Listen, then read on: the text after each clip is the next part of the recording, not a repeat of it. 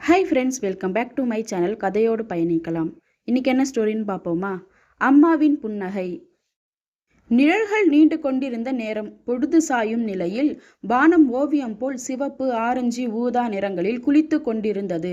வீட்டின் முன்பக்க தோட்டத்தில் உள்ள பழைய கட்டிலில் அம்மா அமர்ந்திருந்தாள். அவர் கையில் என் பள்ளி பருவத்து விளையாட்டு பொம்மை ஒன்று இருந்தது. அதன் கன்னத்தில் ஏற்பட்ட கிழிஞ்சலை ஊசி நூலால் வைத்து மூடிக்கொண்டிருந்தாள்.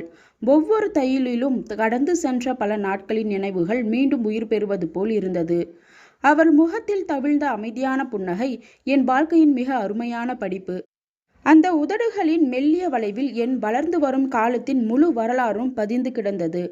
நான் குழந்தையாக இருந்தபொழுது காய்ச்சலில் வெப்பமாக தவிக்கும் நள்ளிரவுகளில் அந்த புன்னகையே எனக்கு குளிர்ச்சியான துண்டாக இருந்தது.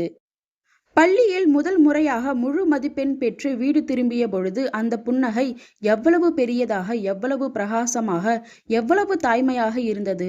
கல்லூரி தேர்வுகளில் அழுத்தத்தின் சோர்ந்து தளர்ந்து போன என்னை, நீதான் என் குழந்தை, உனக்கு எதுவும் சாத்தியம் என்று சொல்லிக் கொண்டிருந்தது அந்த புன்னகைதான். அம்மாவின் புன்னகைக்கு ஒரு சொல்லப்படாத இசை உண்டு. அது ஒளியற்றது, ஆனால் அதன் அதிர்வு செய்தி என் இதயத்தின் அடித்தளத்தில் என்றும் ஒலித்து கொண்டிருக்கும்.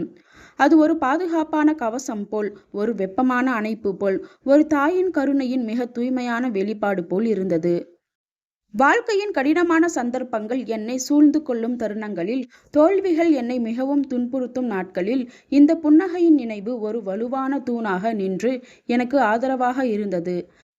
அது எனக்கு நினைவூட்டியது, வீடு என்றும் காத்திருக்கின்றது என்றும், அம்மா என்றும் என் பக்கத்தில் இருப்பாள் என்றும்.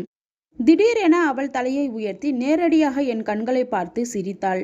பொம்மையை என் பக்கம் நீட்டினாள். பார், இப்ப எப்படி இருக்கு? பழைய மாதிரியே இருக்கா என்று கேட்டாள். அந்த நேரத்தில் மாலை சூரியனின் சாய்ந்த கிரகணங்கள் அவள் முகத்தில் விழ வியர்வையின் சிறிய முத்துக்கள் வைரம் பதித்தது போல் பிரகாசித்தன. ஆனால் அந்த வியர்வையை விட பிரகாசமாக அவள் கண்களில் நிறைந்திருந்தது அன்பும் திருப்தியும். வயதின் சிறு சுருக்கங்களுக்கிடையே அந்த புன்னகை இன்னும் அப்படியே இளமையாக, வெப்பமாக, அன்பாக என் தாயாக இருந்தது. அந்த புன்னகை ஒரு சாதாரண அந்தி நேரத்தை என் வாழ்நாள் முழுவதும் நிலைத்திருக்கும் ஒரு அற்புதமான நினைவாக மாறியது. அது ஒரு குறிப்பிட்ட நினைவல்ல, அது ஒரு உணர்வு, ஒரு பாதுகாப்பு, ஒரு உறுதியான நம்பிக்கை.